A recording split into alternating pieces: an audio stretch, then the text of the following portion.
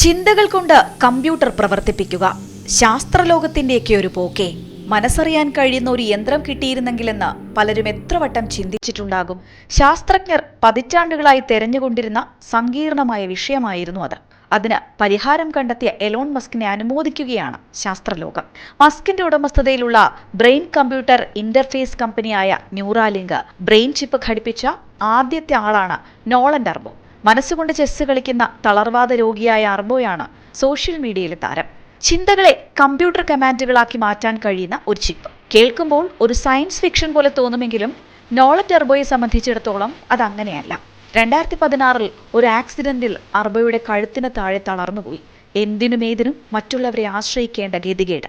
ഇനി ഒരിക്കലും പഠിക്കാനോ കളിക്കാനോ കഴിയില്ല എന്ന് കരുതിയ സമയം. മനസ്സുകൊണ്ട് ഒരു കമ്പ്യൂട്ടറിനെ നിയന്ത്രിച്ച ന്യൂറാലിങ്ക് ചിപ്പ് മുൻകാല സ്വാതന്ത്ര്യം അർബോയ്ക്ക് നൽകാൻ ഒരുങ്ങിയത് ആ കാലത്താണ്. അതായത് എന്ത് വേണമെന്ന് അർബോ ചിന്തിക്കുമ്പോൾ അത് കമാൻഡായി കമ്പ്യൂട്ടറിൽ മതി.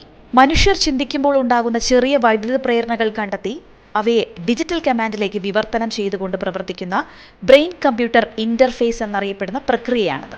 1 രൂപ നാണയത്തിന്റെ വലിപ്പമുള്ള ഒരു ചിപ്പാണ് പ്രധാന ഉപകരണം. ഇത് തലച്ചോറിൽ ഘടിപ്പിച്ച് അതിൽ നിന്ന് ലഭിക്കുന്ന സിഗ്നലുകൾ വഴി കമ്പ്യൂട്ടർ പ്രവർത്തിപ്പിക്കാമെന്നാണ് മസ്കിന്റെ കമ്പനിയുടെ കണ്ടെത്തൽ.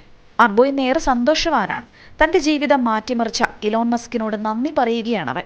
വീൽ ചെയറിൽ കൈകൾ അനക്കാതെ കിടക്കുമ്പോഴും ചെസ് കളിച്ചും ഇന്റർനെറ്റ് ബ്രൗസ് ചെയ്തും വീഡിയോ ഗെയിമുകൾ കളിച്ചുമൊക്കെ അർബോ ഏകാന്തത മറികടക്കുന്നു. അതായത് ചിന്തകൾ കൊണ്ട് കമ്പ്യൂട്ടറിനെ നിയന്ത്രിക്കാൻ ആ യുവാവിന് കഴിയുന്നു.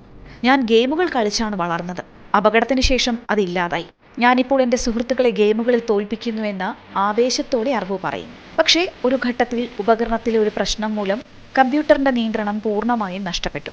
അത് ശരിക്കും അസ്വസ്ഥതയുണ്ടാക്കിയെന്നും അർബോ പറയുന്നു. ഇത്തരത്തിൽ ഒരു പരീക്ഷണത്തിനൊരുങ്ങിയപ്പോൾ അതിൻ്റെ വരും വരായികകളെക്കുറിച്ച് അർബോയ്ക്ക് ബോധ്യമുണ്ടായിരുന്നു. പക്ഷേ എന്തിനും മനസ്സിനെ പാകപ്പെടുത്തി. കാരണം താൻ ശാസ്ത്രലോകത്തെ സഹായിക്കുകയാണ് എന്ന് അവൻ അറിയാമായിരുന്നു. ഇന്നിപ്പോൾ ലോകം കൗതുകത്തോടെ നോക്കുകയാണ് ന്യൂറാലിങ്കിനെ.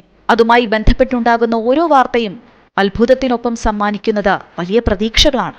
നിലവിൽ 10 പേരിലോളം ചിപ്പ് ഘടിപ്പിച്ചു കഴിഞ്ഞു. ഈ വർഷം ചുരുങ്ങിയത് 20-30 പേരിലെങ്കിലും ചിപ്പ് ഘടിപ്പിക്കാനാണ് ഇലോൺ മസ്കിന്റെ പദ്ധതി. പകൽക്കിനാവെന്ന് പറഞ്ഞു തള്ളുന്ന സങ്കല്പത്തെ ശാസ്ത്രത്തിന്റെ സഹായത്തോടെ പ്രാവർത്തികമാക്കിയ മസ്കിന് കിട്ടുന്നത് വലിയ കയ്യടികളാണ്.